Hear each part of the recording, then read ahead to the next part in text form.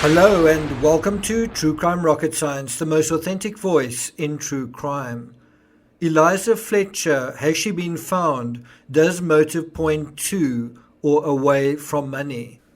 Early coverage of the Eliza Fletcher abduction emphasized that she's the granddaughter of a billionaire. On paper it seemed pretty obvious. This was a case with a money motive. But then a perpetrator was arrested, and although it remains clear that the poor 34-year-old kindergarten teacher from Memphis probably didn't survive her encounter with 38-year-old Cleotha Epstein, a financial motive seems increasingly murky under the circumstances. If there was a financial motive, surely Eliza would still be alive. Surely she'd be held for ransom. Surely there'd be a ransom note or some sort of demand. Surely Eliza would be worth more to Epstein alive than not. And so we're now going to look at 5 reasons why it's not a financially motivated murder. Before we get to that, if you haven't subscribed to the channel, please do. Like, share, leave a comment, and let's get started.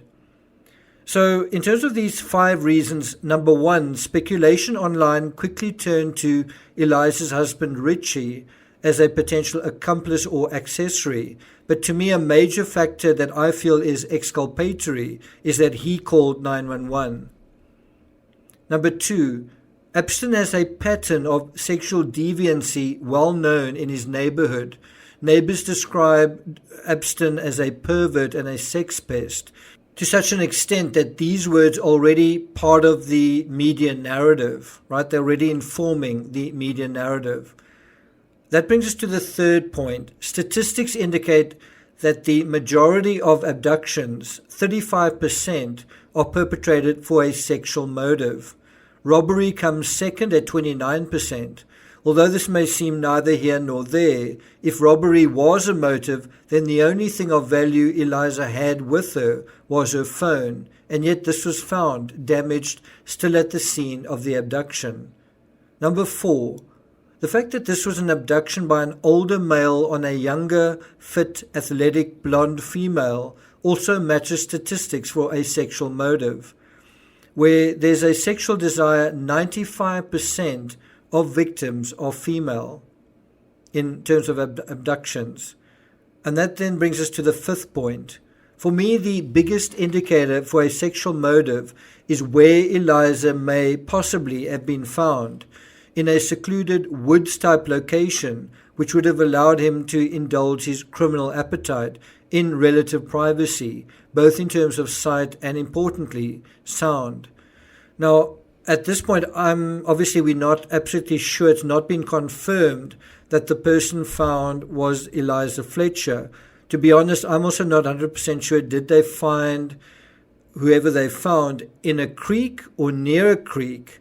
There's also some talk that she may have been found in an abandoned building. I do know there was an abandoned school in that particular area. But the point is that it was a secluded, empty area in terms of suburban fabric, if that's the way to describe it.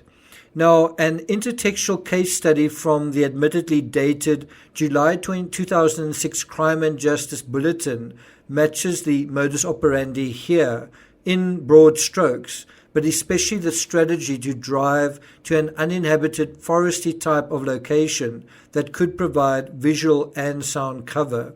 So this is a case study from the 2006 Crime and Justice Bulletin. It's described as Case Study 7, Actual Abduction by a Stranger where the motivation was sexual desire. A 14-year-old female victim was walking along a road at about 4:30 p.m. Okay, that's in comparison to a 34-year-old victim, also female, jogging along a road. As she walked, a car stopped twice, and the 40 to 50-year-old male occupant asked if she wanted a lift. Well, in this case, I don't think there was any debate, and I don't think the car stopped. It was already stopped. But nevertheless, it's a match for a vehicle-type scenario. Now, on both occasions, the victim said no. The victim crossed the road and headed towards a bus shelter. The offender drove down the road, turned around, and stopped at the bus shelter. The offender offered the victim cash to get inside the car. He then dragged her inside. Well, that's something that is also intertextual here. So what happened after he dragged her inside? The victim was driven to some bushland where SA took place. After the SA, the offender drove the victim to another location and, well, in that particular case, released her. So although it is extremely early to speculate, it does seem as if there is enough information and enough anchors to thin slice our way to a potentially likely scenario. Do you agree? Or do you think it is too early to speculate? Is it possible Epstein committed this crime because he was paid or hired by a third party? Yes, I do think it is possible, but the TCRS view is that based on our limited knowledge, based on what we know thus far of Epstein's character and his dynamic with his community, this is less likely. It seems more likely that he committed this crime based on his own impulses. So the True Crime Rocket Science assessment here is that the motive here appears to be sexual, not financial, even though the victim is related to extremely wealthy people. Did Epstein know this before he committed the crime? Did he see an heiress, or did he see a pretty blonde jogger, vulnerable and alone in the early hours of a Friday morning?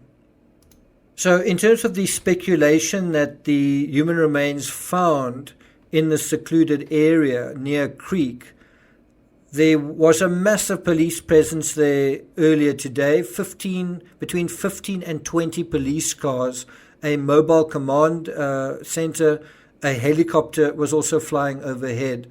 Despite that, police wouldn't confirm if this police presence was related to the Fletcher investigation. A major reason why this seems related to the Eliza Fletcher investigation is that a witness saw Cleotha Epstein cleaning blood out of a GMC Terrain, a SUV, with floor cleaner and washing his clothes. They said that he was acting strange.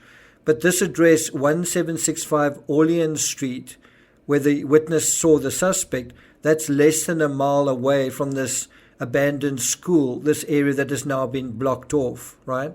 That's very close. In terms of Eliza Fletcher's links to a very wealthy relative, that relative is Joseph Orgill III, a Memphis hardware businessman. And he actually passed away in 2018, so about 4 years ago. So which do you think is more likely?